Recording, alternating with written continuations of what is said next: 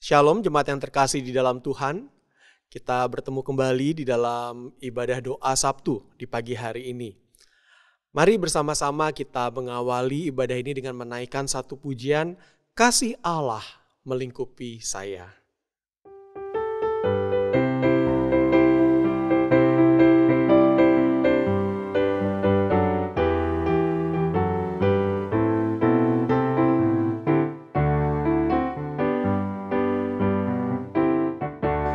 Kasih Allah melingkupi saya,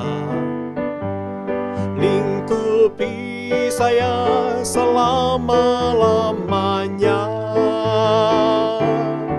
Karena kasih-Nya ku tak takut jua, sebab Allah selalu sanggup tolong saya. Tak dapat hidup tanpa kasih Yesus mengangkat aku dan menghibur aku, menguatkanku. Ku tak dapat hidup tanpa kasih Yesus mengangkat aku, melayani Tuhan dan sesama lebih sungguh. Kasih Yesus sungguh tak terbatas, melebihi gunung-gunung yang tinggi dan lebih lebar dari luas samudra. Kasih Tuhanku lebih dari semua. Ku tak dapat hidup tanpa kasih Yesus mengangkat aku dan menghibur aku, menguatkanku. Ku tak dapat hidup tanpa kasih Yesus mengangkat aku, melayani Tuhan dan sesama lebih sungguh. Ku tak dapat hidup tanpa kasih Yesus mengangkat aku dan menghibur aku, menguatkanku. Ku tak dapat hidup tanpa kasih Yesus mengangkat aku, melayani Tuhan dan sesama lebih sungguh. Melayani Tuhan dan sesama lebih sungguh. Melayani Tuhan dan sesama lebih sungguh. Mari kita berdoa. Kami mengucap syukur kepadamu ya Tuhan, karena kami boleh mengalami kasih-Mu yang begitu luar biasa. Kasih yang telah memperdamaikan kami dengan Allah Bapa. Kasih yang telah menyelamatkan kami. Kasih yang membawa kami ke dalam hidup yang kekal. Kasih yang mempersatukan kami di dalam persekutuan dengan Engkau, Allah yang kudus. Terima kasih ya Tuhan, karena kasih yang begitu besar itu telah kami terima di dalam hidup kami.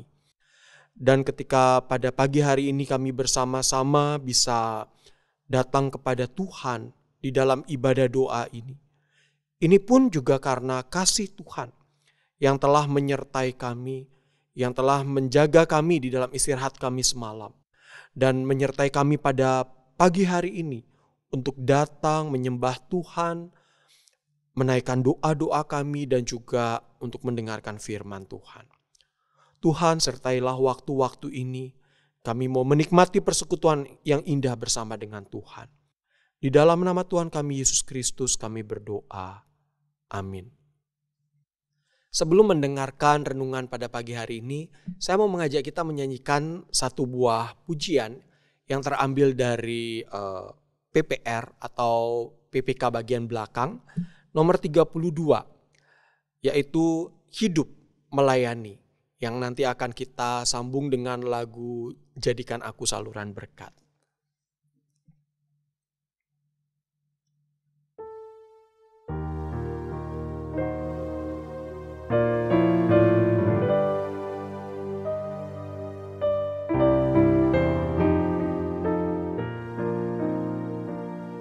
Kita diselamatkan untuk hidup melayani,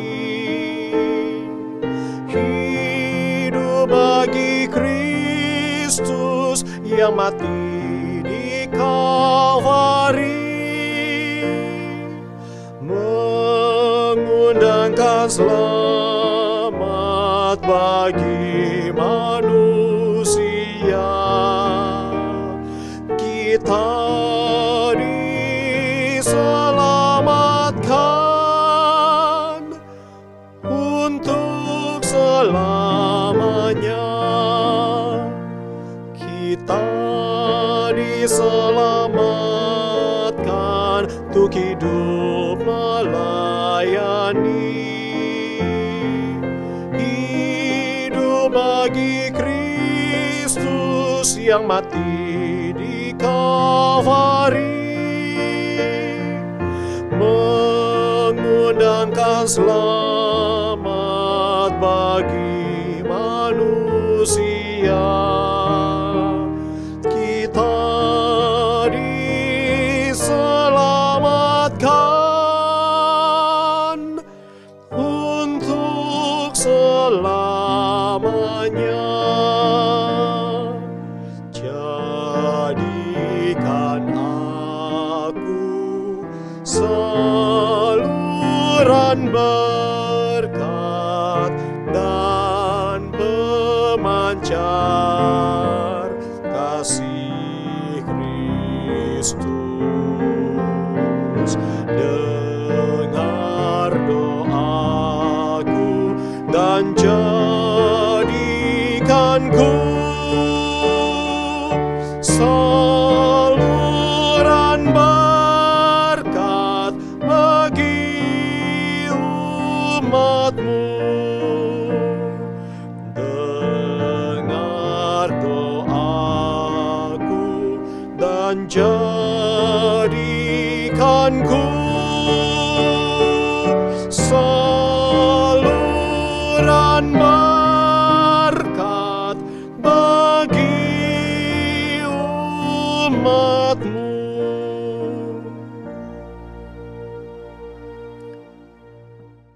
Terima kasih ya Tuhan, karena pada pagi hari ini kami bersama-sama juga mau belajar firman Tuhan. Kami mohon supaya Tuhan buka hati dan pikiran kami. Tuhan tolong kami supaya firman Tuhan yang boleh terus memurnikan motivasi kami di dalam kami hidup melayani Tuhan. Sertailah waktu ini. Di dalam nama Tuhan kami, Yesus Kristus, kami berdoa memohonkannya. Amin.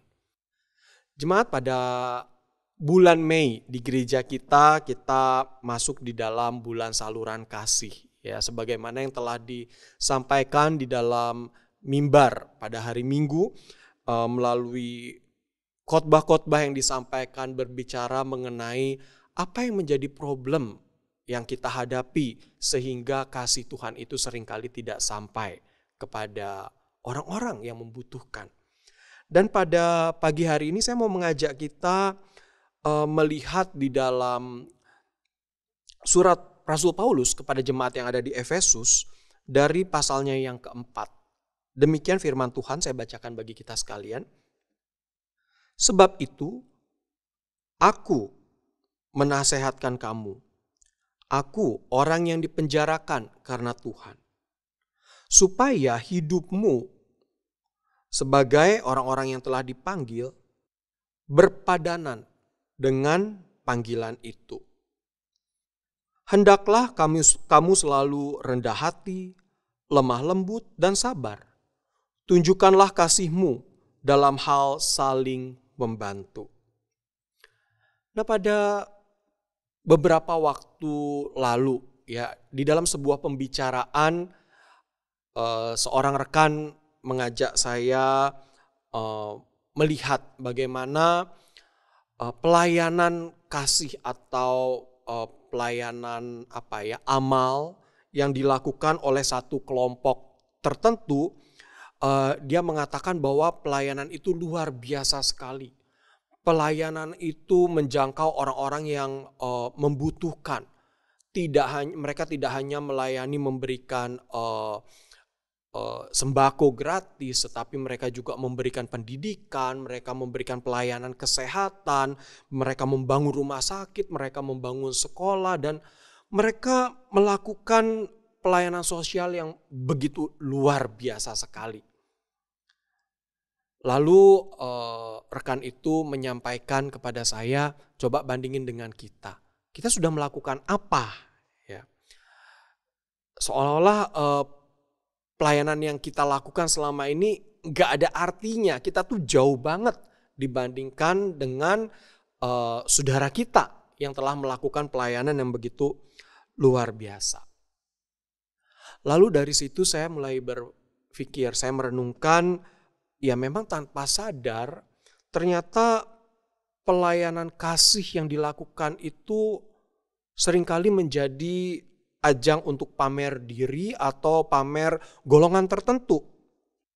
Orang berlomba-lomba melakukan pelayanan sosial, beramal, melakukan aksi sosial dengan tujuan untuk terlihat sebagai orang yang baik atau sebagai golongan atau company ataupun institusi yang baik di dalam melakukan tugas sosialnya.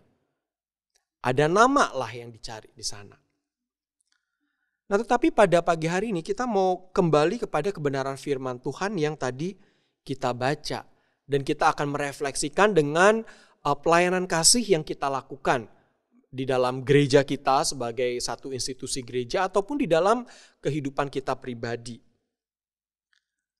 Di dalam bagian firman Tuhan tadi, Paulus kembali mengingatkan jemaat di Efesus akan panggilan Tuhan yang sudah Tuhan berikan kepada mereka. Bahwa Tuhan telah menyelamatkan mereka. Tuhan telah mempersatukan mereka di dalam Kristus. Mereka telah diperdamaikan dengan Bapa. Jadi kalau kita melihat di dalam surat Efesus, Paulus menuliskan kepada jemaat di Efesus yang adalah orang-orang bukan Yahudi. Orang-orang yang tidak memiliki latar belakang kebudayaan Yahudi. Sehingga kalau kita membaca di bagian-bagian sebelumnya, di situ Paulus menggunakan istilah ada orang-orang yang jauh, ada orang-orang yang dekat. Orang-orang yang dekat itu maksudnya adalah bangsa Yahudi, dan orang-orang yang jauh itu adalah orang-orang non-Yahudi. Dan di sana dikatakan bagaimana panggilan Allah itu telah membawa orang-orang yang jauh ini masuk di dalam persekutuan, di dalam tubuh Kristus. Ya. Dan dikatakan di situ panggilan Allah ini kemudian membawa orang-orang yang dipanggil oleh Allah itu menjadi warga orang-orang kudus. Masuk di dalam persekutuan orang kudus dan menjadi anggota keluarga Allah. Lalu Paulus mengatakan, hendaklah hidupmu berpadanan dengan panggilan itu, ya. Jadi dikatakan tadi Paulus berkata, sebab itu aku menasihatkan kamu supaya hidupmu sebagai orang-orang yang telah dipanggil berpadanan dengan panggilan itu. Hal yang pertama saya mau ajak kita melihat bersama-sama di sini adalah bahwa pelayanan kasih yang kita lakukan itu sesungguhnya dimulai dari panggilan Allah. Panggilan Allah yang telah memperdamaikan manusia berdosa dengan Allah. Manusia yang telah sedemikian rupa melawan Tuhan, yang telah sedemikian rupa berbalik dari Tuhan, lalu diperdamaikan dengan Tuhan. Ya. Lalu kita yang sudah dipanggil oleh Allah ini, kita harus hidup menjalani hidup kita ini berpadanan dengan panggilan itu. Dan kalau kita melihat hal yang kedua di sini, panggilan hidup yang harus kita lakukan yaitu kita harus hidup seturut dengan karakter Kristus. Kita harus menunjukkan karakter Kristus di dalam hidup kita. Dia adalah teladan sejati kita. Maka kita yang dipanggil oleh Tuhan, kita sudah ditebus oleh Tuhan. Kita masuk di dalam persekutuan orang-orang kudus. Kita masuk di dalam persekutuan di dalam tubuh Kristus, maka kita dipanggil untuk hidup meneladani Kristus, menunjukkan karakter Kristus di dalam kehidupan kita. Di dalam bagian yang tadi kita baca, kita melihat di sana ada 5 karakter. Memang ada sedikit perbedaan terjemahan kalau kita membandingkan dengan bahasa Inggris, khususnya di kalimat yang terakhir. Kalau di dalam bahasa Indonesia dikatakan, tunjukkanlah kasihmu dalam hal saling membantu. Itu menjadi satu kalimat baru. Tetapi di dalam bahasa Inggris, di dalam NKJV yang yaitu translation Inggris dari King James Version, itu kalimat ini adalah merupakan kelanjutan, ya. Jadi kalimat sebelumnya itu tidak diakhiri dengan titik tetapi dengan koma, lalu berbicara tentang kasih dan juga sikap saling membantu. Jadi di sini kita sebenarnya melihat ada 5 karakter Kristus di sini. Yang pertama adalah kerendahan hati, yang kedua kelemah lembutan, kemudian yang ketiga adalah kesabaran, lalu saling membantu dan juga kasih. Nah, seorang penafsir mengatakan demikian. Kalau kita perhatikan, ini bukanlah satu rentetan karakter yang tanpa urutan. Jadi kalau kita perhatikan di sini, ini dimulai dari kerendahan hati, lalu diakhiri dengan karakter yang berkaitan dengan kehidupan dengan sesama, ya. Tetapi dimulai dengan satu karakter yang dimulai dari diri sendiri, yaitu kerendahan hati. Ini dimulai dari ego kita. Ya, kalau kita melihat dari 1 sampai 5 ini karakter yang dimulai dari pemberesan diri, pemberesan ego kita, lalu akhirnya mengarah kepada relasi dengan sesama. Ya. Kalau kita memperhatikan di dalam kebenaran firman Tuhan, di dalam perenungan-perenungan kita, ketika kita melihat bagaimana Allah berkarya, karya Allah itu selalu menyerang ego kita terlebih dahulu. Ya, ketika kita berbicara tentang karya penebusan Kristus misalnya, hal apa yang pertama yang disentuh lebih dulu? Yaitu ego kita.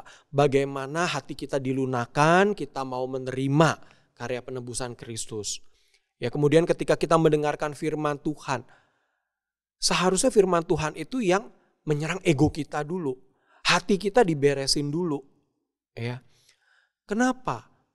Karena Tuhan mau membawa kehidupan kita masuk di dalam relasi dengan Dia, dan Tuhan mau mengarahkan orientasi hidup kita hanya pada kehendak Allah, hanya pada tujuan Allah. Nah, kalau kita perhatikan di sini karakter yang pertama yaitu rendah hati. Ini merupakan lawan dari karakter kesombongan atau arogansi, di mana kesombongan itu fokusnya adalah diri sendiri. Semua yang dilakukan hanya untuk diri, menunjukkan siapa saya atau siapa golongan saya. Ya. Tetapi berbicara tentang kerendahan hati, itu merupakan satu sikap, merupakan satu karakter yang benar-benar selfless, ya, tidak ada tempat untuk diri sendiri. Ini adalah sikap seorang hamba sebenarnya. Ya. Nah, di dalam pandangan Yunani kuno, kerendahan hati ini dipandang sebagai satu hal yang negatif, kelihatannya lemah banget. Ya. Tetapi di dalam pandangan Yudaisme ini merupakan satu sikap yang sangat dihargai, satu sikap yang sangat positif sekali. Nah, kalau kita melihat tentang kerendahan hati, maka kita tidak akan bisa lepas dari Filipi 2 ayat 5-8. Ini merupakan teladan satu-satunya mengenai kerendahan hati, yaitu Tuhan Yesus yang mengosongkan dirinya untuk taat kepada Bapa, menjadi manusia, mengambil rupa seorang hamba, dan di dalam kehidupannya Dia taat bahkan sampai mati di kayu salib. Kita melihat bagaimana yang Tuhan Yesus jalani di dalam kehidupannya selama dunia adalah sikap hidup yang selfless. Dia tidak menunjukkan ego dirinya, kehebatan dirinya, tetapi kita melihat ada kerendahan hati yang Tuhan Yesus tunjukkan. Sikap yang kedua yang Tuhan Yesus mau kita tunjukkan adalah kelemah lembutan. Satu sikap yang tidak kasar, satu sikap yang lemah lembut, bukan berarti kita lemah tidak berdaya, bukan. Tetapi ada kelemah lembutan di dalam hati kita. Tuhan Yesus pernah berkata, marilah kepadaku, ya, karena aku ini lemah lembut, gitu ya. Lalu karakter yang ketiga adalah sabar. Ya. Berbicara tentang sabar memang itu adalah hal yang tidak mudah. Di dalam bahasa Inggris menggunakan kata long suffering. Long itu lama atau panjang, suffering itu penderitaan. Ya. Jadi maksudnya bagaimana? Saya melihatnya begini. Jadi sabar di sini berarti kita sabar menanggung kelemahan orang lain. Sabar menanggung kelemahan atau orang lain yang memang ya tidak sesuai dengan apa yang kita harapkan, misalnya seperti itu. Mungkin menjurus ke sikap ngebatin gitu ya. Jadi, tetapi juga sabar di sini juga berbicara tentang kebesaran hati, berjiwa besar, menerima kelemahan orang, bersedia berhadapan dengan orang yang memang lebih lemah dari kita. Lemah bukan berarti secara fisik, tetapi juga lemah secara karakter, gitu ya. Dan kesabaran ini juga berbicara mengenai sikap di mana kita ini tidak menjadi orang yang pemarah ketika menghadapi orang yang tidak sependapat dengan kita, orang yang mungkin juga telah menyakiti kita, tidak membalas dendam. Ini satu sikap yang luar biasa sekali. Ya. Tuhan Yesus di dalam kehidupannya, dia menunjukkan kesabaran yang luar biasa. Ya. Nah kemudian sikap yang keempat yaitu saling membantu. Ini merupakan satu karakter, satu sikap di mana kita menghargai orang lain. Ketika kita berbicara tentang saling membantu, di sana berarti kita belajar untuk simpati terhadap orang lain dengan kondisi yang mereka hadapi. Lalu kita mengorbankan kepentingan kita, kepentingan diri kita, lalu kita menolong orang tersebut. Saling membantu, saling menanggung satu dengan yang lain. Di sana ada pengorbanan. Lalu karakter yang kelima yaitu kasih. Kasih di sini bukan sekedar perasaan. Ya, ini bukan berbicara tentang perasaan. Tetapi ini kasih di sini adalah satu tindakan dari kehendak kita. Maka di sini ada pengorbanan. Kasih ini bukan sekedar perasaan, bukan sekedar aku cinta kamu, gitu ya. No, tetapi kasih di sini berbicara tentang sebuah tindakan dari kehendak kita yang karena memang aku mengasihi, aku mau bertindak menyatakan kasih itu. Dan kasih ini ditujukan kepada siapa? Tentunya bukan kepada diri kita sendiri. Tetapi yang pertama kepada Allah, yang kedua kepada sesama. Karena memang ada perintah di dalam perjanjian lama dan juga perjanjian baru yaitu kasihilah Allahmu. Lalu hal yang kedua yaitu kasihilah sesamamu manusia. Kasih ini fokusnya adalah perluasan atau meneruskan kasih Kristus. Paulus di dalam pasalnya Efesus pasal 3 ayat 17 sampai 19 di sana berbicara mengenai bagaimana kasih itu bersumber dari Kristus sendiri. Lalu kita yang sudah mengalami kasih Kristus itu kita harus meneruskan kasih itu kepada orang lain. Maka di sini kita melihat bahwa kasih itu tidak bersumber dari motivasi manusia, bukan. Tetapi kasih itu bersumber dari kasih Kristus yang telah kita alami di dalam hidup kita. Nah, maka dari sini kita melihat tadi karakter yang pertama kan itu benar-benar menghancurkan ego kita. Sampai di karakter-karakter selanjutnya, setelah ego kita dihancurkan, kita belajar untuk lemah lembut, kita belajar untuk sabar. Di sana kita belajar untuk menanggung kelemahan orang lain. Ya, di sana kita belajar untuk berbesar hati, menerima orang lain dengan segala kelemahannya. Lalu kita belajar untuk saling membantu. Kemudian kita belajar untuk mengasihi. Kita lihat di dalam ayat tadi dikatakan, tunjukkanlah kasihmu dalam hal saling membantu.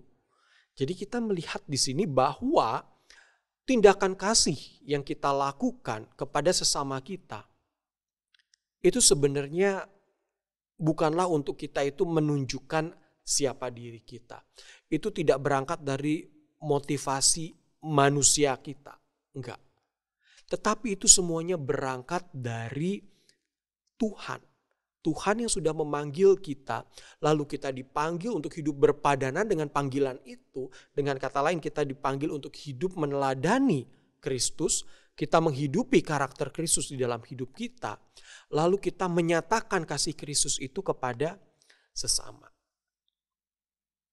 Di dalam sebuah komentar dikatakan demikian, bahwa kekristenan itu adalah agama yang diarahkan oleh Allah. Ya. Jadi itu tidak diarahkan oleh kehebatan moral manusia, bukan. Tetapi itu diarahkan oleh Tuhan. Tuhan yang mengarahkan. Ya. Kemudian kekristenan adalah agama yang didefinisikan, diartikan oleh Kristus sendiri. Kristuslah yang memberi arti di dalam kekristenan. Nah, makanya juga disebut Kristen, artinya pengikut Kristus. Maka di situ yang mendefinisikan itu adalah Kristus sendiri. Dia yang menjadi standar utamanya. Dia yang menjadi tokoh utamanya. Dia yang mendefinisikan seluruh kehidupan kita. Kehidupan kita harus seperti dia. Lalu dikatakan juga bahwa kekristenan adalah agama yang orientasi kehidupannya itu kepada orang lain. Dengan kata lain maksudnya adalah melayani sesama. Jadi lalu kalau kita perhatikan di sini, di mana tempat untuk diri? Tidak ada. Ya. Jadi yang mengarahkan adalah Allah, yang mendefinisikan kehidupan kekristenan kita adalah Kristus karena dia standar utamanya. Lalu orientasi hidup kita adalah untuk siapa? Untuk melayani sesama kita dalam rangka kita melayani Tuhan. Di mana letak diri kita? Tidak ada di sana. Tetapi nilai diri kita yang sejati adalah ketika kita menjalani apa yang Tuhan kehendaki itu. Ya, jadi kembali kepada perbincangan dengan seorang rekan tadi di awal, betapa pelayanan kasih itu seringkali menjadi perbandingan satu dengan yang lain. No, bukan. Pelayanan kasih yang kita lakukan itu sesungguhnya merupakan ekspresi dari kehidupan kita yang sudah mengalami kasih Kristus yang begitu limpah dalam hidup kita. Maka kita dipanggil untuk menyatakannya kepada orang-orang yang ada di sekitar kita. Supaya mereka pun mengalami kasih Kristus. Di sanalah kita berproses, kita belajar untuk mengikis segala ego kita. Kita belajar untuk berkorban. Nah, biarlah perenungan ini senantiasa mengingatkan kita di dalam bulan saluran kasih ini. Seluruh tindakan kasih yang kita lakukan, ingat itu bukan berangkat dari kehebatan moral kita sebagai seorang manusia, bukan dari situ. Tetapi semua berangkat dari Allah yang sudah memanggil kita. Kita dipanggil untuk melayani satu dengan yang lain. Kalau kita membaca di dalam surat ini selanjutnya, tujuannya adalah untuk kesatuan tubuh Kristus. Bukan untuk perbandingan satu dengan yang lain, tetapi untuk kesatuan tubuh Kristus. Mari kita berdoa. Terima kasih ya Tuhan untuk kebenaran firman Tuhan yang boleh mengingatkan kami bagaimana kami sebagai murid-murid Kristus dipanggil untuk hidup berpadanan dengan panggilan yang sudah Tuhan berikan kepada kami. Kami dipanggil untuk menghidupi karakter Kristus di dalam hidup kami. Termasuk di dalam kami menjalani kehidupan kami dengan sesama kami ketika kami harus menyatakan kasih kami kepada sesama kami. Itu dimulai dari karya Tuhan dalam hidup kami yang menghancurkan segala ego kami. Sehingga ketika kami menyatakan tindakan kasih itu kami lakukan bukan untuk menunjukkan kehebatan kami, bukan menunjukkan kehebatan gereja kami, bagaimana kami melakukan pelayanan kasih ini, tetapi itu kami lakukan sebagai ekspresi kasih Kristus yang sudah hadir nyata di dalam hidup kami sebagai orang-orang yang sudah ditebus oleh Kristus. Tuhan beri kepada kami pertolongan, khususnya untuk bidang diakonia di dalam bulan saluran kasih ini. Tuhan tolong mereka di dalam pelayanan-pelayanan kasih yang mereka lakukan. Dan juga setiap kami ya Tuhan, melalui bulan saluran kasih ini kami diingatkan akan panggilan kami untuk menjadi berkat bagi sesama. Dalam rangka kami juga mengasihi Tuhan. Tuhan sertailah kami sepanjang hari ini. Di dalam segala aktivitas kami, di dalam segala kehidupan kami. Tuhan sertai kami. Tuhan terus ingatkan kami akan kasih yang sudah Tuhan berikan kepada kami. Untuk kami nyatakan kepada orang-orang di sekitar kami. Inilah doa kami di dalam nama Tuhan kami Yesus Kristus. Amin. Jemaat, kita akan masuk nanti di dalam doa-doa syafaat yang akan ditayangkan di dalam pokok-pokok doa. Silakan jemaat mengambil waktu untuk berdoa sesuai dengan pokok-pokok doa tersebut. Sekian ibadah doa pada hari ini. Selamat berakhir pekan. Tuhan Yesus memberkati.